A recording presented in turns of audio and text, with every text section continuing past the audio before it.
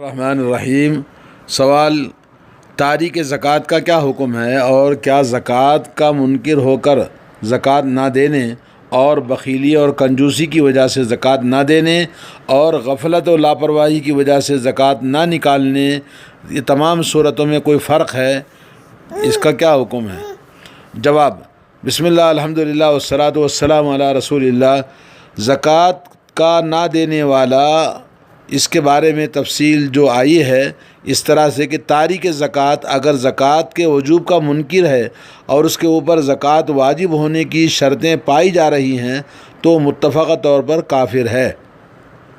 اگر وہ زکوٰۃ کے وجوب کا انکار کرتے ہوئے زکوٰۃ دے دے تو بھی اس کا یہی حکم ہے، اور اگر کوئی شخص بخیلی اور کنجوسی یا غفلت اور لاپرواہی کی وجہ سے زکوٰۃ نہیں ادا کرتا تو وہ فاسق ہے اور ایک عظیم کبیرہ گناہ کا مرتکب ہوگا، اور اسی سال میں اگر اس کی موت آ گئی تو اللہ کی مشیت کے تحت وہ اس کا فیصلہ اللہ فرمائے گا، کیونکہ اللہ تعالیٰ کا ارشاد ہے ان اللہ لا یغفر ان یشرک بہ ویغفر ما دون ذلک لمن یشاء۔ بے شک اللہ تعالیٰ اپنے ساتھ شرک کیے جانے کو کبھی معاف نہیں کرتا، البتہ اس کے علاوہ گناہ جس کے لیے جو چاہے، جس کو چاہے معاف فرما سکتا ہے۔ قرآن کریم اور نیز سنت مطہرہ اس بات پر دلالت کرتی ہے کہ قیامت کے دن تاریک زکوٰۃ کو اسی مال کے ذریعے عذاب دیا جائے گا جس کی اس نے زکوٰۃ نہیں دی تھی، پھر اسے جنت یا جہنم کا راستہ دکھا دیا جائے گا۔ یہ وعید اس شخص کے لیے ہے جو زکوٰۃ کے وجوب کا منکر نہ ہو۔ اللہ سبحانہ و تعالیٰ کا ارشاد ہے والذین یکنزون الذہب والفضة ولا ينفقونها فی سبیل اللہ فبشرہم بعذاب علیم۔ جو لوگ سونے اور چاندی جمع کر کے رکھتے ہیں اور اسے اللہ کی راہ میں خرچ نہیں کرتے، انہیں دردناک عذاب کی بشارت دے دو، جس دن ان کا جمع کردہ مال جہنم کی آگ میں تپایا جائے گا، پھر اسی سے ان کی پیشانیوں اور پہلوؤں اور پیٹھوں کو داغ دیا جائے گا، اور کہا جائے گا یہ وہی مال ہے جسے تم اپنے لیے جمع کرتے تھے، تو اپنے جمع کیے ہوئے مال کا مزہ چکھو۔ سورہ توبہ آیت نمبر 34 اور 35۔ سونے اور چاندی کی زکوٰۃ نہ دینے والے کے حق میں قرآن کریم کا جو فیصلہ ہے، نبی کریم صلی اللہ علیہ وسلم کی صحیح احادیث بھی اسی بات پر دلالت کرتی ہیں، نیز اس بات پر دلالت کرتی ہیں کہ جس کے پاس چوپائے، اونٹ، گائے اور بکریاں ہوں اور وہ ان کی زکوٰۃ نہ دے تو اسے قیامت کے دن انہی چوپائیوں کے ذریعے اللہ تعالیٰ عذاب دے گا۔ سامان تجارت اور کاغذی کرنسیوں کے زکوٰۃ نہ دینے والے کا حکم بھی وہی ہے جو سونے اور چاندی کے زکوٰۃ نہ دینے والے کا ہے، کیونکہ یہی اب سونے اور چاندی کے قائم مقام ہیں۔ رہے وہ لوگ جو زکوٰۃ کے وجوب ہی کے منکر ہوں تو وہ کافروں کے حکم میں ہوں گے۔ قیامت کے دن کفار کے ساتھ ان کا حشر ہوگا اور انہی کے ساتھ وہ جہنم کی طرف ہانکے جائیں گے، اور ان کا عذاب بھی دیگر کافروں کی طرح دائمی اور ابدی ہوگا، کیونکہ ان کے اور انہی جیسے لوگوں کے بارے میں اللہ تعالیٰ کا ارشاد ہے كَذَلِكَ يُرِيهِمُ اللَّهُ أَعْمَالَهُمْ حَسَرَاتٍ عَلَيْهِمْ وَمَا هُمْ بِخَارِجِينَ مِنَ النَّارِ۔ اسی طرح اللہ تعالیٰ ان کو ان کے اعمال دکھلائے گا جو ان کے لیے افسوس ہی افسوس ہوں گے، اور انہیں جہنم سے نکلنا نصیب نہیں ہوگا۔ اور اللہ تعالیٰ فرماتا ہے یریدون ان یخرجوا من النار وما هم بخارجین منها ولهم عذاب مقیم۔ سورہ مائدہ آیت نمبر 37۔ وہ چاہیں گے کہ جہنم کی آگ سے باہر نکل جائیں، حالانکہ وہ اس میں نکلنے نہیں پائیں گے، اور ان کے لیے ہمیشگی کا عذاب ہوگا۔ زکوٰۃ کے سلسلے میں ایک اور سوال یہ ہے کہ جس فقیر کو زکوٰۃ دی جانی ہے، مختلف وقت میں اس کے فقر اور غربت کا اندازہ یکساں نہیں ہوتا۔ آخر کار جب زکوٰۃ دینے والے پر یہ واضح ہو جائے کہ اس نے زکوٰۃ غیر مستحق کو دے دی ہے تو کیا وہ دوبارہ زکوٰۃ نکالے گا؟ تو اس کا جواب شیخ ابن باز رحمہ اللہ نے فرمایا کہ فقیر کو اتنی زکوٰۃ دی جائے جو اس کے لیے سال بھر کے لیے کافی ہو، اور زکوٰۃ دینے والے کو اگر یہ پتہ چل جائے کہ اس نے جسے زکوٰۃ دی ہے وہ فقیر نہیں ہے تو اس پر قضا ادا کرنا ضروری نہیں، بشرطے کہ زکوٰۃ لینے والا ظاہر میں فقیر ہو، جیسا کہ اس بارے میں صحیح حدیث وارد ہے۔ وہ یہ کہ گزشتہ امتوں میں سے ایک شخص نے کسی کو فقیر سمجھ کر زکوٰۃ ادا کر دیا، پھر خواب میں دیکھا کہ وہ تو مالدار ہے، چنانچہ اس نے کہا کہ اے اللہ تیری ہی تعریف ہے کہ میری زکوٰۃ ایک مالدار نے لے لیا ہے۔ رسول اللہ صلی اللہ علیہ وسلم نے اس واقعے کو بیان فرمانے کے بعد اسے برقرار رکھا اور بتایا کہ اس شخص کی زکوٰۃ قبول ہو گئی، اور یہ مقررہ اصول ہے کہ ہم سے پہلے امت کی شریعت ہمارے لیے بھی شریعت کا حکم رکھتی ہے، جب تک کہ ہماری شریعت کے گزشتہ شریعت کے خلاف کوئی حکم نہ بتایا جائے۔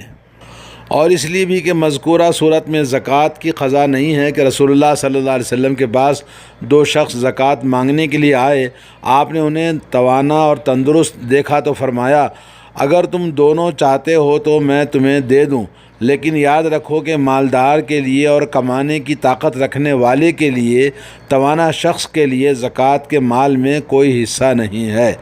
اور اس لیے بھی کہ ہر پہلو سے فقیر کی ضرورت کا جاننا مشکل کام ہے، لہذا اس کے لیے صرف ظاہری حالت کو دیکھا جائے گا اور اپنے فقیر کے باور کرانے سے اسے زکوٰۃ دے دی جائے گی، بشرطے کہ زکوٰۃ دینے والے کو اس کے برخلاف کوئی بات معلوم نہ ہو، اور اگر وہ بظاہر توانا اور کمانے پر قادر نظر آ رہا ہے اور اس کی آمدنی بھی اچھی ہے تو مذکورہ بالا حدیث کی روشنی میں اسے شرعی مسئلہ بھی بتا دیا جائے گا اور زکوٰۃ دینے کی اس کو ضرورت نہیں ہے، الا یہ کہ وہ صاحب حاجت ہو تو پھر اس کی مدد کی جا سکتی ہے۔ ایک سوال یہ ہے کہ ایک شخص کی کئی قسم کے سامان تجارت اس کی دکان میں ہوتے ہیں، مثلا ملبوسات ہیں، کپڑے ہیں اور برتنوں وغیرہ کی تجارت، تو وہ کس طرح زکوٰۃ نکالے گا؟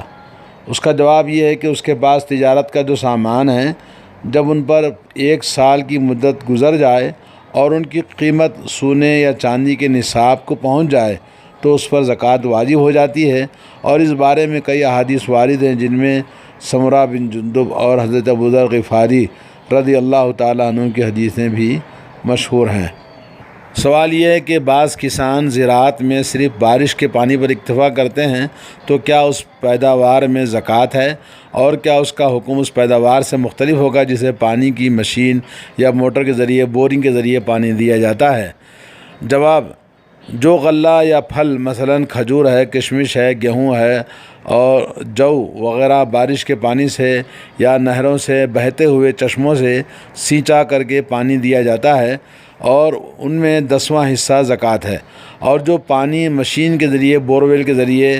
دیا جاتا ہے یعنی اس میں محنت لگتی ہے، کرنٹ لگتا ہے، تو ان میں 20واں حصہ زکوٰۃ دینی ہے۔ نبی کریم صلی اللہ علیہ وسلم کی حدیث ہے کہ آپ صلی اللہ علیہ وسلم فرمایا جس کو آسمان نے سیراب کیا ہو اس میں 10واں حصہ زکوٰۃ ہے، اور جس کو آلات کے ذریعے سینچا گیا ہو اس میں 20واں حصہ زکوٰۃ دینا ہوگا۔ صحیح بخاری بروایت عبداللہ بن عمر۔ اور ایک سوال یہ ہے کہ بعض کھیتوں میں کئی طرح کے میوے اور سبزیاں پیدا ہوتی ہیں، کیا ان میں زکوٰۃ ہے، اور وہ کون کون سی پیداوار ہیں جن میں زکوٰۃ واجب ہوتی ہے؟ جواب یہ ہے کہ میوے اور اسی طرح وہ سبزیاں جو ذخیرہ نہیں کی جاتی ہیں، مثلا تربوز ہے، انار ہے، اور ان میں زکوٰۃ نہیں ہے، البتہ یہ کہ ان کی تجارت کی جائے، تجارت کی صورت میں ان کی قیمت پر جب سال گزر جائے اور وہ نصاب کو پہنچ جائے تو دیگر تجارتی سامانوں کی طرح ان میں بھی زکوٰۃ واجب ہوگی مال میں۔ البتہ وہ پھل اور غلے جو ناپے اور ذخیرے کیے جاتے ہیں، جیسے کھجور ہے، کشمش ہے، گیہوں ہے، جو ہے، چاول ہیں، دھان ہیں، تو ان میں زکوٰۃ واجب ہے، کیونکہ اللہ تعالیٰ کا یہ ارشاد ہے کہ وَآتُوا حَقَّهُ يَوْمَ حَصَادِهِ، جس دن ان کو کاٹو تو ان کا حق ادا کرو، سورہ انعام آیت نمبر 141، اور فرمایا وَأَقِیمُوا الصَّلَاةَ وَآتُوا الزَّکَاةَ، اور نماز قائم کرو اور زکوٰۃ ادا کرو، سورہ بقرہ آیت نمبر 43۔ رسول اللہ صلی اللہ علیہ وسلم کو ارشاد ہے 5 وسق سے کم کھجور اور دانے غلے میں زکوٰۃ نہیں ہے، صحیح بخاری مسلم۔ اس حدیث میں ثابت ہوتا ہے کہ وہ غلے جو ناپے اور ذخیرے کیے جاتے ہیں، جب ان کی مقدار 5 وسق پہنچ جائے تو اس میں زکوٰۃ واجب ہے۔ رسول اللہ صلی اللہ علیہ وسلم نے فرمایا کہ گیہوں اور جو میں زکوٰۃ لی جائے گی، اور جو اس بات کی دلیل ہے کہ ان کے مثل غلوں میں زکوٰۃ واجب ہے، جو گیہوں، کھجور، یا کشمش یا کہ چاول اور اس طرح دالیں ہیں، مختلف قسم کی دال، تو یہ تمام چیزیں جو ذخیرے کیے جاتے ہیں اور تھیلوں میں بھر کر ان کو ناپا جاتا ہے، اور 5 وسق اس کی مقدار بتائی گئی ہے۔ 5 وسق کا معنی ہے ایک وسق جو 60 صاع کا ہوتا ہے، اور ایک صاع آپ کو پتہ ہے کہ 2.5 کلو اناج ہوتا ہے، تو 2.5 کلو کو آپ ضرب دیں تو ٹوٹل اس کا نصاب بنتا ہے 750 کلو، یعنی 750 کنٹل اگر بنتا ہے تو پھر اس میں زکوٰۃ واجب ہوتی ہے، ورنہ زکوٰۃ اس میں واجب نہیں ہے۔ اور اس میں جو عشر دینا ہے کس میں، جس میں پانی بغیر محنت کے ملا ہے، اور جو پانی محنت کے ساتھ ملتا ہے اس میں 5واں حصہ دینا ہے۔ جی، اللہ تعالی ہم سب کو صحیح طور پر زکوٰۃ نکالنے کی توفیق عطا فرمائے۔ اور آج مسلمان اپنے زکوٰۃ دینے میں بہت کوتاہی کرتے ہیں، لیکن ایک بات یاد رکھے، جس کا عقیدہ درست نہ ہو اور وہ نماز، روزہ، زکوٰۃ جو بھی عبادت کرے گا، ساری عبادتیں غارت اور برباد ہو جاتی ہیں عقیدے کے فساد کی وجہ سے۔ جب تک ایمان اور عقیدہ توحید اچھی نہ ہو،